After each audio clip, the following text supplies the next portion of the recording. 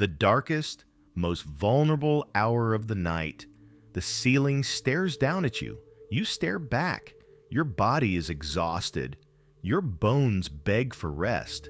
But your mind is a library set ablaze. You are in the middle of chaos. Today was actually a good day. Maybe 10 beautiful things happened. 10 people appreciated you. The sun hit your face at the perfect angle. The coffee tasted just right. But right now, you are thinking of none of these.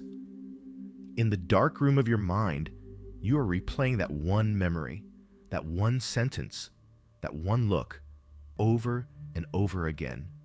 That tiny criticism, that sharp joke, or that small clumsiness you committed. Amidst all that beauty, like a single drop of black ink falling onto a pristine white shirt, you see only the stain.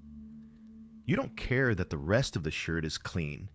The stain grows, it spreads, it hijacks your entire reality. Then quietly, it morphs into something more dangerous.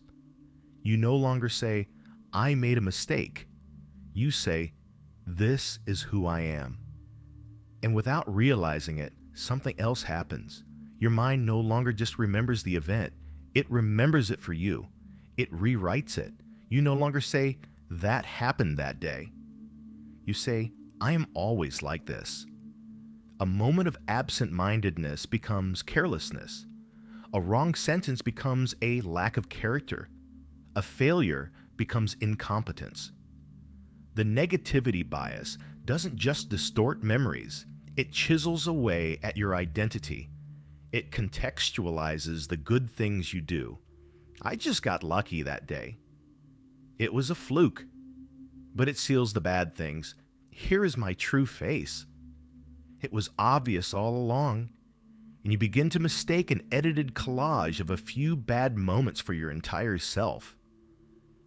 As if you have no right to be happy. As if you weren't supposed to live that moment. As if the mistake wasn't something you did, but something you are.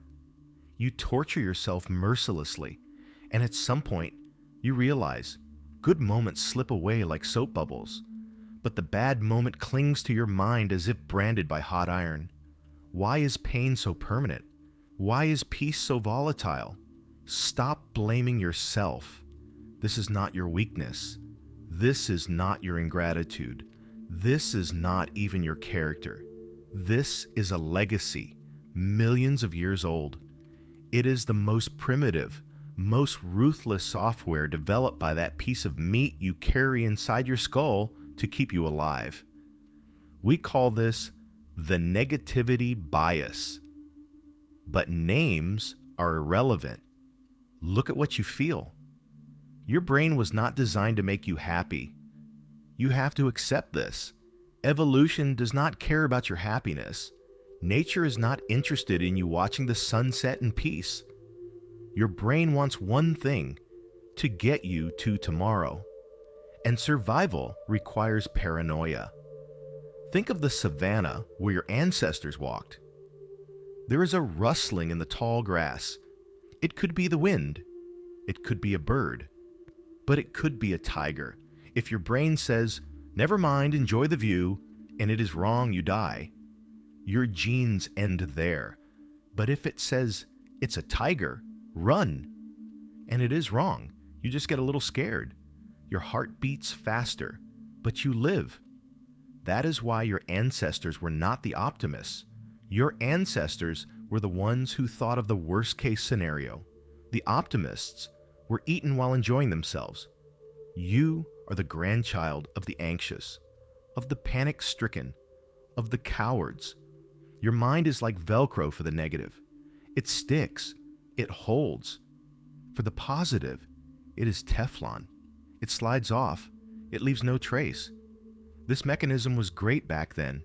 It protected you from the predator, from the poison, from the enemy. But now, you are no longer in the savannah. You are in a plaza, in traffic, in your bed. The tigers are gone, but the rustling remains. Now, the tiger is that email from your boss saying, "We need to talk." Now the tiger is that message on your partner's phone that is hidden from you. Now the tiger is that silent rejection on social media. Your brain is still sounding the same alarm. Adrenaline, cortisol, your body prepares for war. But there is no war. There is nowhere to run. Those chemicals circulate in your veins, eating you from the inside out. Then, your mind sets a second trap. You chew on that moment, again, again, and again, like a ruminating animal. With every repetition, the memory hardens. It ceases to be a possibility. It transforms into a verdict. And finally, it becomes an identity. When you have a negative experience, your brain nails it into long-term memory. Keep this, it says, so it never happens to us again. That is why you don't remember the taste of the ice cream you ate as a child, but you remember exactly how you were shamed in front of the class in elementary school, as if it were yesterday. You get a compliment. It lasts 5 seconds. It passes. But when someone calls you inadequate, that word echoes inside you for days, months, sometimes years. To neutralize one negative, you need 5 positives, 5 to 1. Life's unfair mathematics. The weight you feel right now, that emptiness, that feeling that everything will go wrong, these are not reality itself. These are thick, suffocating walls built by your brain to protect you. As long as you live on autopilot, you are inside these walls because autopilot seeks danger. If it can't find it, it invents it. This is where you must intervene.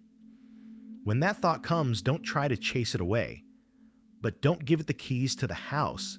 Say, I see you. Say, right now, my brain is trying to protect me. Even this sentence loosens the grip. But the real revolution is quiet. Holding on to the good does not feel natural to you. Because it is not natural, what is natural is to watch for danger. That is why, even inside good moments, a part of you is always on trigger. It's going to spoil. Something will happen. This is too good. And often, you abandon the moment in your mind before you even enjoy it. Holding on to the good is not a romantic choice. It is a small but conscious rebellion against biology.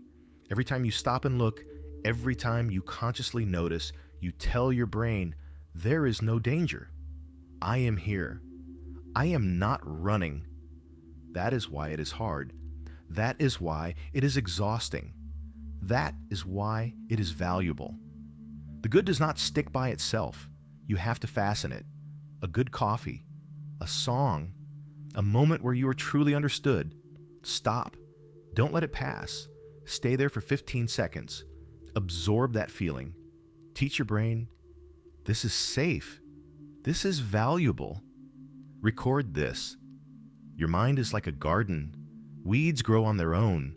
They don't need watering, but roses require labor. If you leave your garden unattended, you will see only thorns. Right now, in that bed, under that dark ceiling, remember this. This pain you feel is not your truth. It is the echo of an ancient ancestor afraid of tigers that no longer exist. You are not that echo. You are the one hearing it. Your mind will tell you the same story every day. The darkest version, the most insecure possibility, the harshest interpretation. And every day, you will be left with the same question.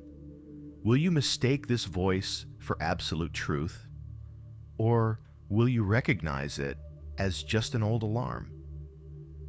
And perhaps maturity is when the survival instinct steps away from the steering wheel and the courage to live takes the driver's seat.